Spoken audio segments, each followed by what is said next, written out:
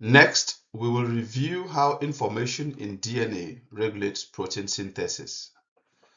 As we noted previously, the DNA is confined to the nucleus.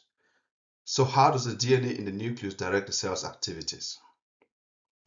The central dogma theory is a model that describes how genetic instructions in DNA are converted into functional proteins. The DNA is made up of genes that carry instructions for synthesizing proteins.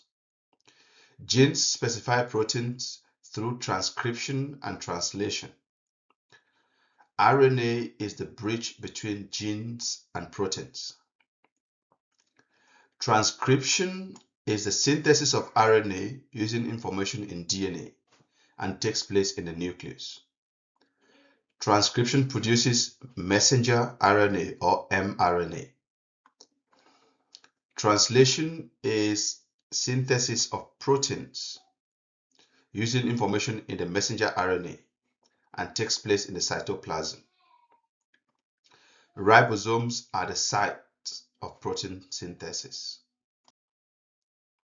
We start with transcription. This figure shows the steps involved in transcription. Transcription takes place in the nucleus.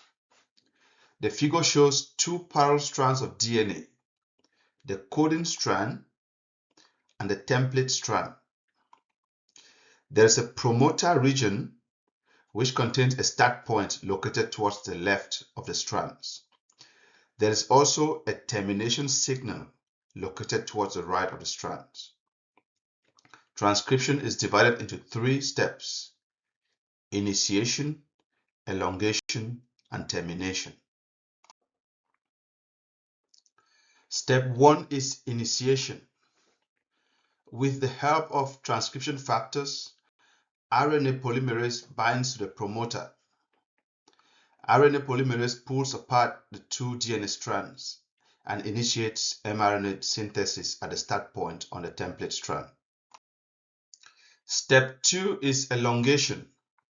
As the RNA polymerase moves along the template strand, elongating one base at a time, it unwinds the DNA double helix in front of it and rewinds the double helix behind it.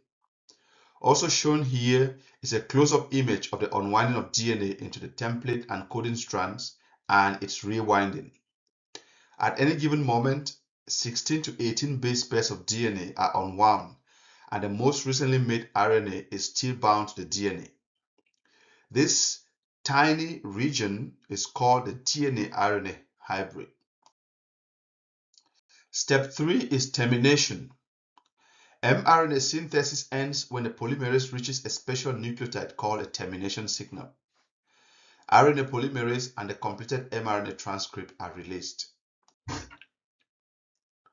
There are three types of RNAs, namely messenger or mRNA, ribosomal or rRNA, and transfer or tRNA.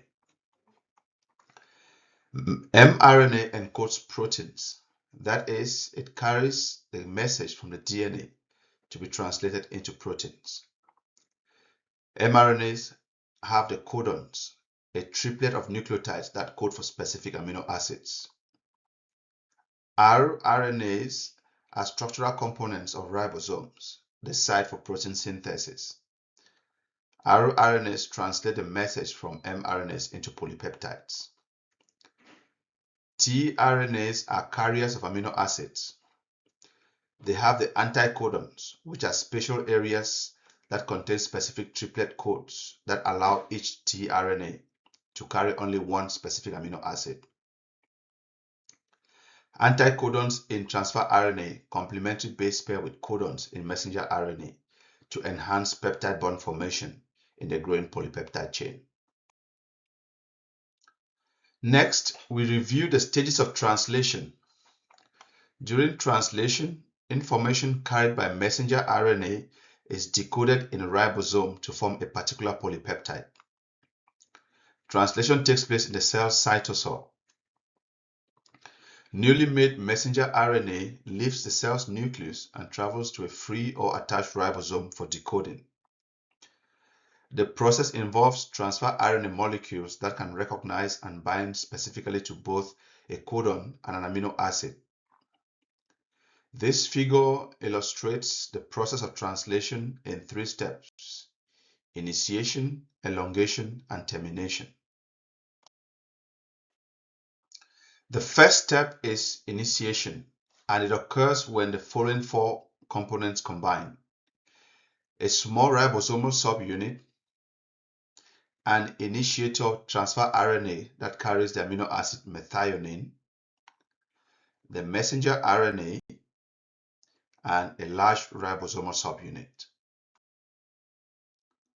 Step 2 is elongation. During elongation, amino acids are added one at a time to the growing polypeptide chain.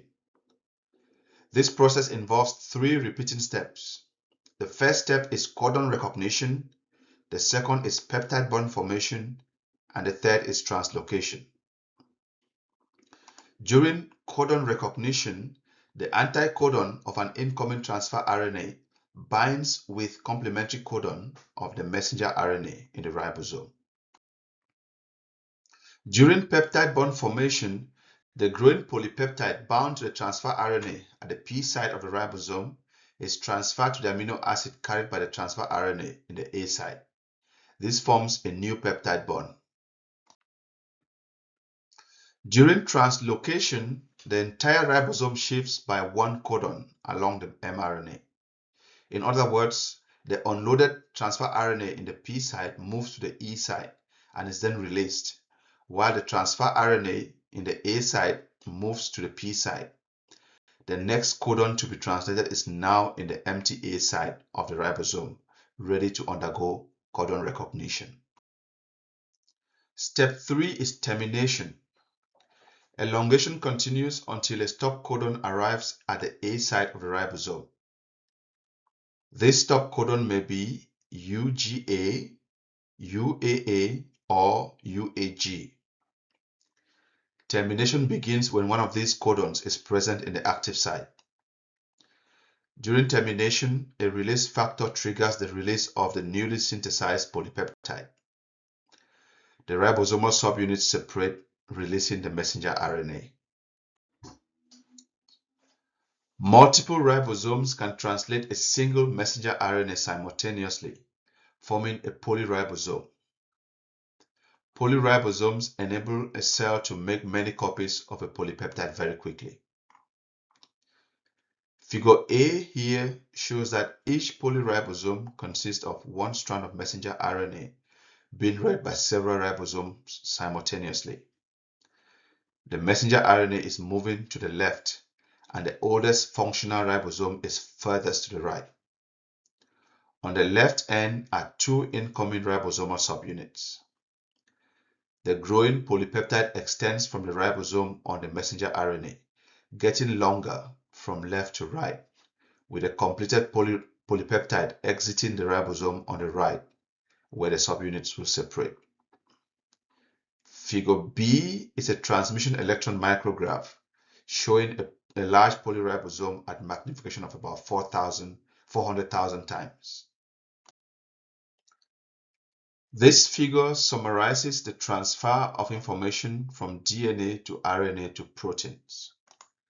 9 triplets of nucleotides in DNA are transferred to codons in messenger RNA. DNA bases include adenine, guanine, thymine, and cytosine.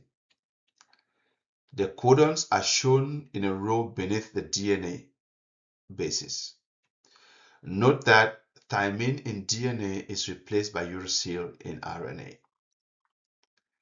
The transfer RNA carries the anticodons and recognizes the messenger RNA codons calling for the amino acid they transport.